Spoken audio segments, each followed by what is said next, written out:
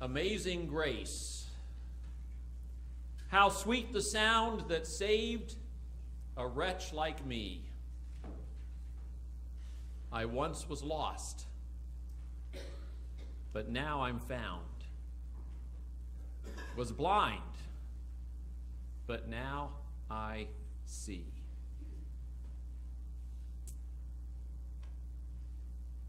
Through many dangers, toils, and snares I have already come. 'Tis grace that brought me safe thus far, and grace will lead me home.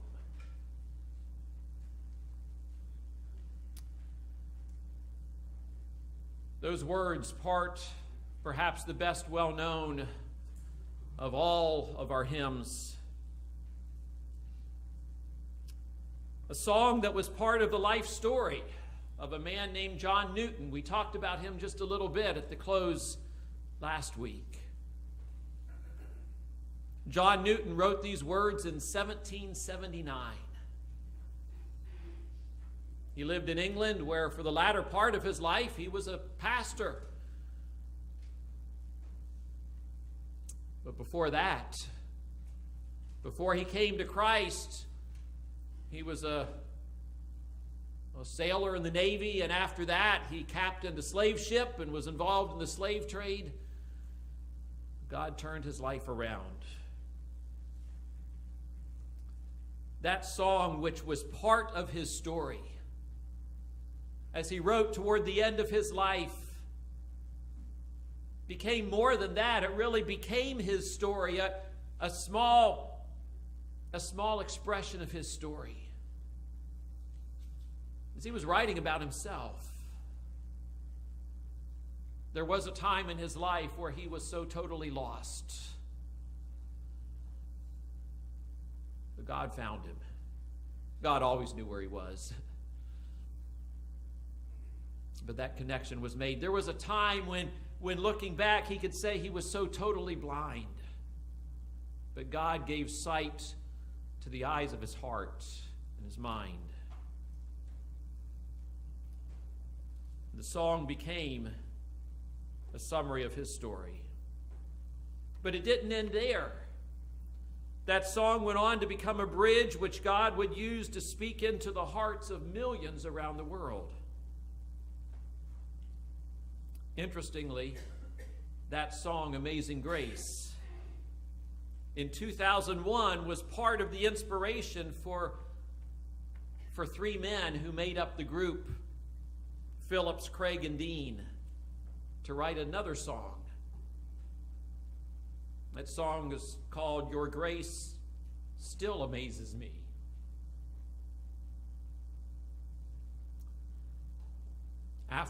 Over the past few weeks and months, that new song became a part of a story of a young lady here this morning. Her name's Helen.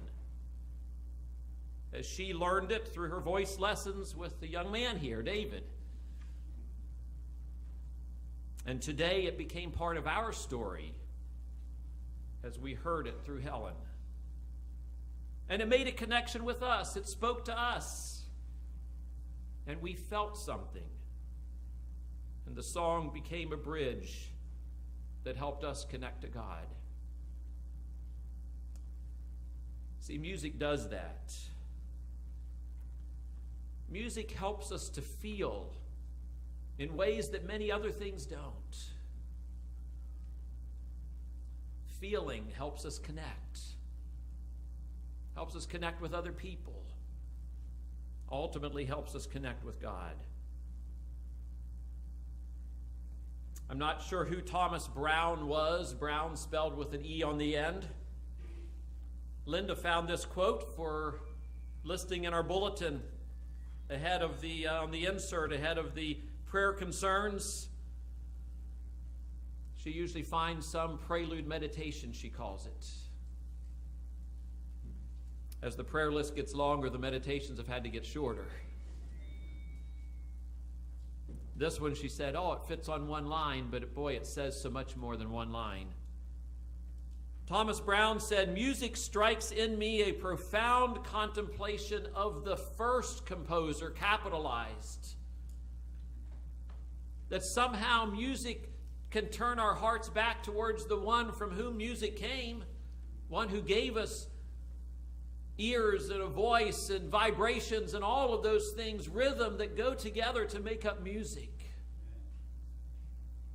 The very first singer of the song. And music has the power to strike in us profound contemplation and to turn our hearts back towards the giver of the song.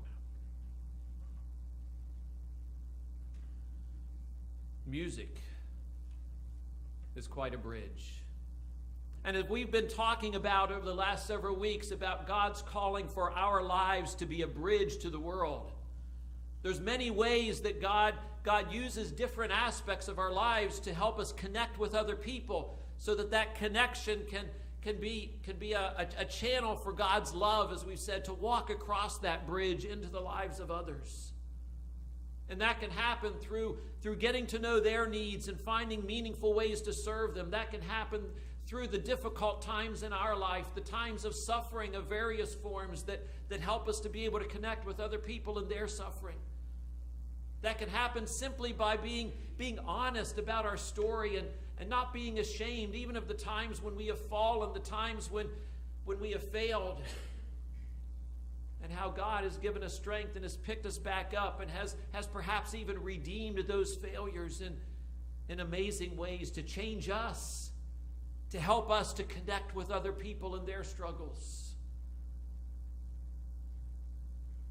We need to be reflective and to take consideration of what is my story. What is there in my life that God can use to help me connect with other people in meaningful ways so that God's love can flow through that connection. And today's theme, as we've hinted at already, is a theme of song. Seeing music as a bridge. And there are two parts of this I want us to reflect on for a few moments this morning. There's a lot of times when God's love, when knowledge of God comes to us through music. And that's the start. And in that sense, music becomes a bridge from someone else, where God uses them as a bridge, and what they have created in their music becomes part of that bridge, and God reaches across that bridge and he touches something deep within us and stirs some feeling within us, and somehow what we know about God, the way that we're able to receive it changes somehow, and we take it in more deeply and it touches something. And so music is the bridge that God uses to reach into our hearts. And that's what I would call music speaking to us. And there's a lot of music that has spoken to us. Not all of it faith music. There's music out in the world there, and some of it has spoken of relationships or spoken of hardships or whatever, and it speaks to us too.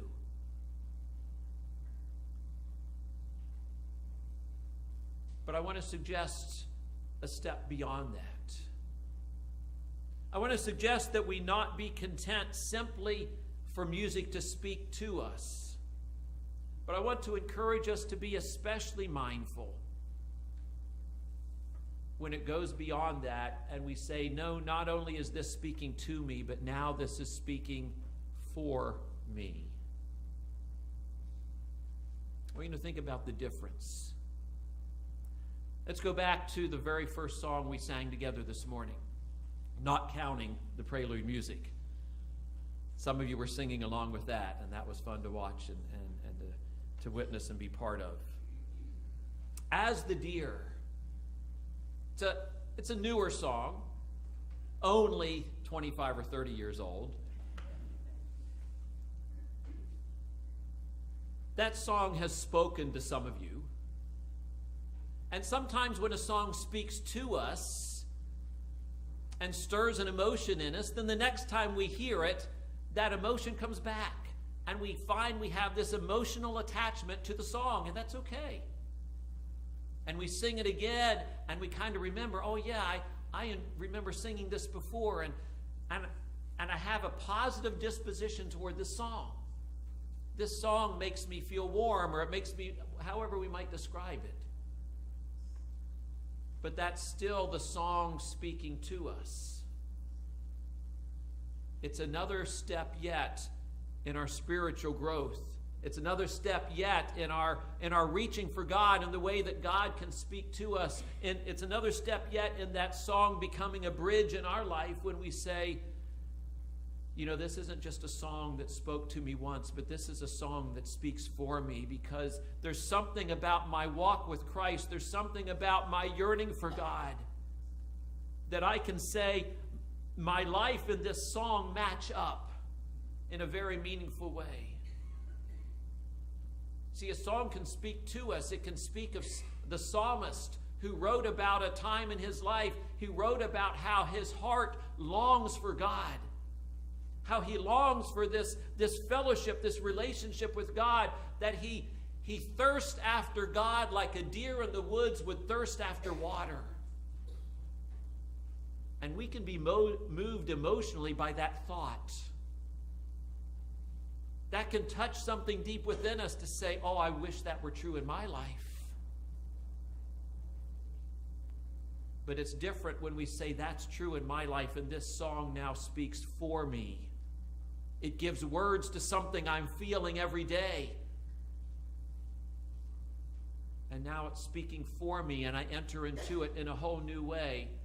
And not only does that deepen our connection with that song, and not only does that deepen our experience as we sing that song, but suddenly now that song becomes part of the bridge that's telling the story of my life. And there may be opportunities where I have, either through simply singing it or through sharing with someone else that I enjoyed the song, that this is really meaningful, where that then becomes something that's a bridge that's not just coming to me, but that's coming from me, as a means of my faith being shared with others. Because now I'm talking about music that really reflects me, that really speaks for what I feel in the deepest parts of my heart. And I may not be a songwriter, but it's okay to borrow someone else's song and words and music and to say, this really speaks for me. This comes closer than anything else to express what I'd like to share with someone else when I think about trying to share my faith with them. Here it is in this song.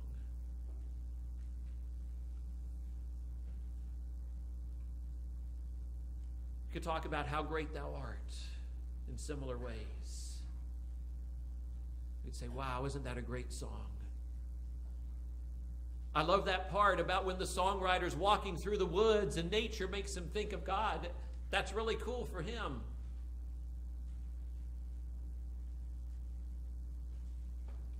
But somehow it changes when we say, no, it's not just cool for the songwriter, but I've been there. I've experienced that. And it's not just that verse. It's not just being out in nature and having my heart drawn towards God and worshiping God in the midst of all that I see of his creation. It's not just the thunder and the lightning. It's not all of that, but it's then when I think, when I get real quiet and I reflect that the God of this universe sent his Son who died for me, that on that cross, my burden gladly bearing, he bled and died to take away my sin. It's not just something that speaks to me, but now it speaks for me, because that message has permeated so deeply within That song has been a channel of me getting to know God, and now it's so much a part of my story that it speaks for me. And maybe I have opportunities to share it with others. Maybe not singing for them, certainly not singing at them,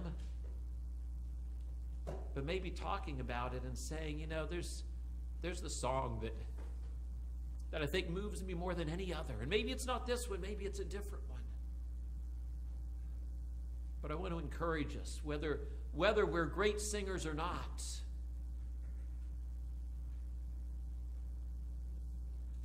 to give more thought and attention and reflection on those songs that really seem to speak from a deep place in our heart.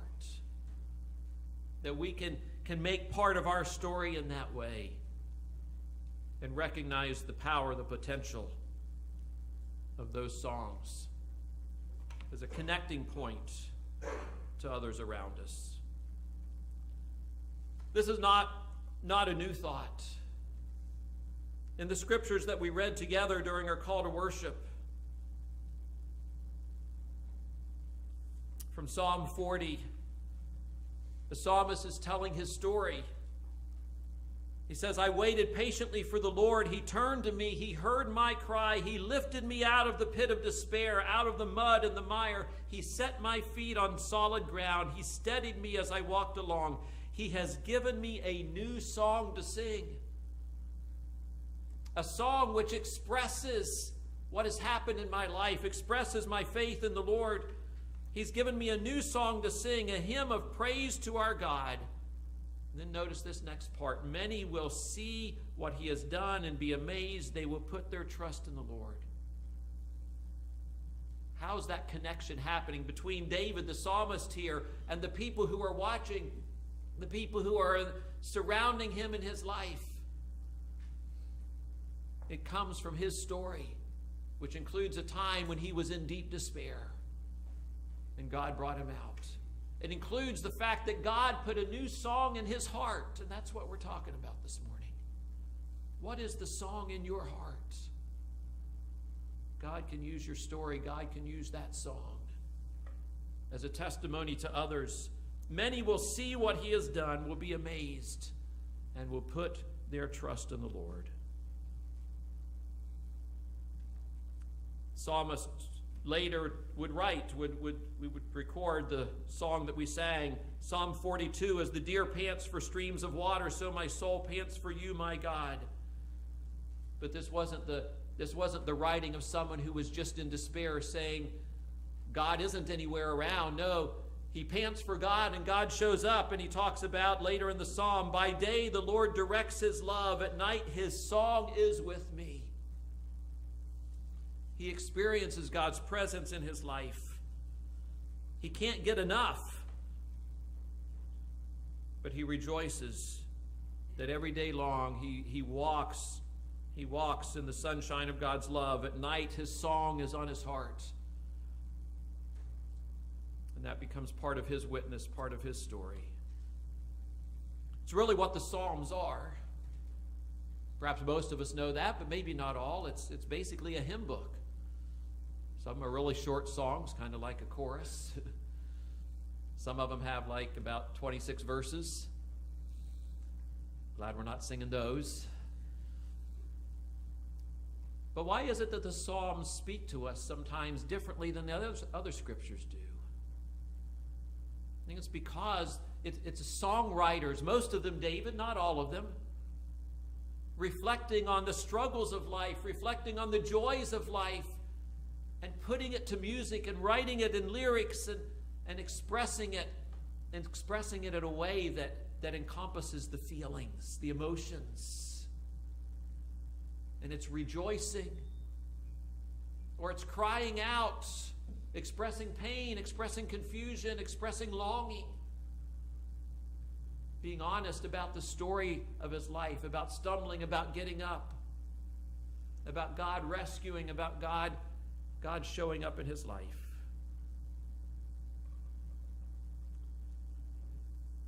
I want to encourage us to spend time in the Psalms.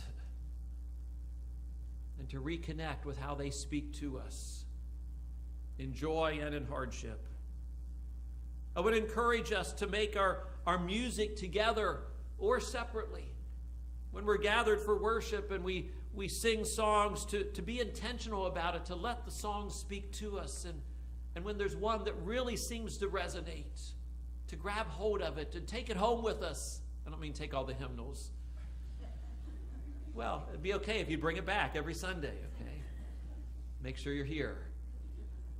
But take it with us and reflect on it. And when we find those few that really speak for us, go back to them often and use them both in your own walk with the Lord and share them with others. Listening to the radio.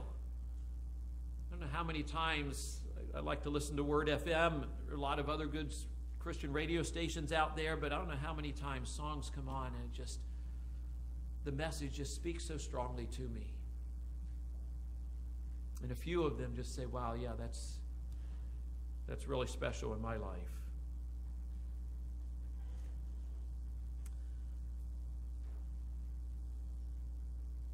So the message is really twofold this morning.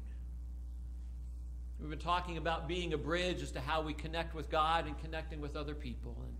And music really does both of those things. It strengthens our connection with God, and I think it gives opportunities. It's not the only way, but gives new opportunities in connection with others. Well, we want to close with a song this morning that is another one that has connected deeply with a lot of people. It's a song we don't use real often, but often enough. That is connected not only with people who have been here their whole lives, but with some of our newer members of our church family as well. It's a song associated closely with Billy Graham and his crusades, because he used it at the close of every service, every crusade meeting. The song is called Just As I Am. Just as I am, without one plea, but that thy blood was shed for me, and that thou bidst me come to thee, O Lamb of God, I come. You know, there's a lot of people that song has spoken to over the years. And the music, maybe it conjures up certain emotions, but I want to encourage you this morning, it's not enough for the message of that song to speak to you if it doesn't speak for you. God invites all of us to be in relationship with him. And at some level, if we don't see ourselves in this song, if we don't resonate with the message that God takes us just as we are and invites us to come to him and be in relationship with him, if that doesn't yet speak for us, then maybe we haven't yet answered that call. Maybe we haven't yet heard it deeply for ourselves to be able to own it and say, yes, that call's not just for everyone else, it's for me. And yes, I'm so blessed that God invites me just as I am to come to him, to follow him.